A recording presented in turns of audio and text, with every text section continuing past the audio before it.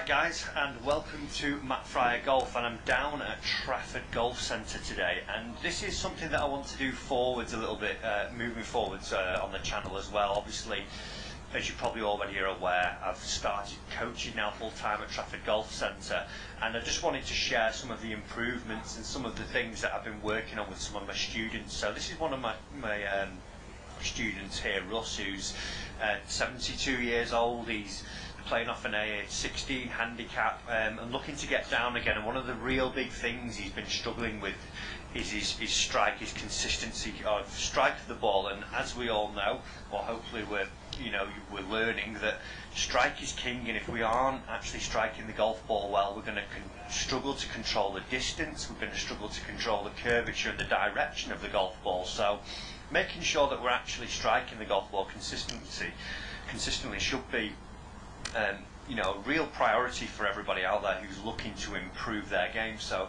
I just want to show you something here on Russ's video, that once we had a look at his swing and we identified a couple of things. We've got his old hair on the right hand side of the screen. So if I just draw a bit of a circle on Russ's head here, one thing we're going to notice, and you'll hear this from a lot of golfers that you play with, or a lot of golfers at the club, is talking about swaying in the backswing. And what we see here from Russ is he makes his backswing. Can we see now that as he's got out to the top of his backswing, his head is out of the circle, so he's shifted a lot to the right hand side, back towards his trail foot, which has caused him to shift the low point of his arc, as where it was here as it started in his chest. If we just pull the video back a little bit, we can see the centre of his chest is pretty much on that line, and as he's made his backswing now, he's totally shifted away from that. So by doing that, he's moved the bottom of his swing arc and the low point of his arc, so he's going to struggle with the consistency of his strike.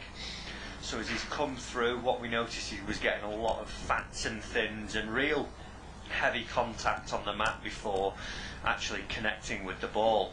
So as we see there, he's then had to shift back towards his golf ball here by sliding this way again a little bit, and then making a bit of an inconsistent contact with this. So one thing we tried to do, we got an alignment cane down here, we can see in his new swing over this side. Let's get rid of that one. He's got an alignment cane down here, and this is just right in the centre of his body, and we're just calling that his swing centre. So what I described to us was that the zip on his jacket here, as he's going to take the club away, I want him to try and feel now that he feels that the centre point of his body is staying more over this cane. So what that resulted in, as we just get a little circle on his head here, as he's now going to make this backswing, what we're going to see is not as much movement as we see there.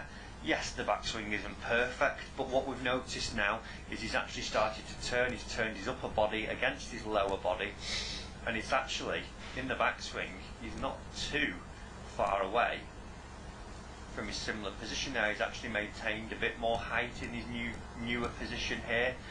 The arm swing's a little bit more close to his body, but that's something that we'd look at going forwards. But then what we noticed is consistency of strike, because his centre point isn't shifting so much back and forwards, was far better, and he started to really crush his irons. We gained a bit more distance, and we only had the feet together a lot closer than they were in his original swing, and we noticed that this consistency of strike really started to improve, and also distance and direction did so. One tip, guys, if you are struggling with consistency of strike, just make sure you're not sliding and changing this low point of your arc all the time.